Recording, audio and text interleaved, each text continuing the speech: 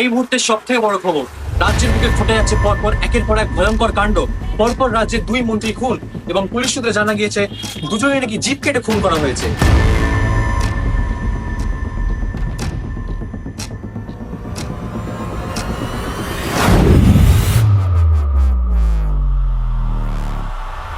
Minister madam আমায় phone করেছিল, বললো আর একটা যদি খুন হয় তাহলে কিন্তু আমার চাকরিটা যাবে, আর আমার চাকরি যদি যায় তাহলে কিন্তু তোমাদের চাকরিটাও যাবে। আমি কি করেছি? আমি তো অনেক মানুষের সাহায্য করেছি, কিন্তু তুমি আমাকে মারতে এলে কেন?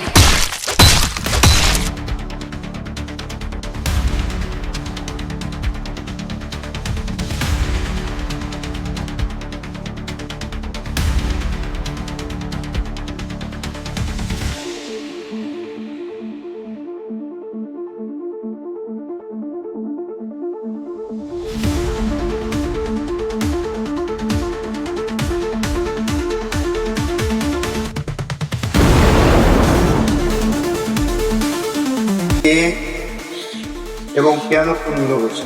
আমি ওকে ধরতে পারবো না। আমাকে বুঝে সে ধরা।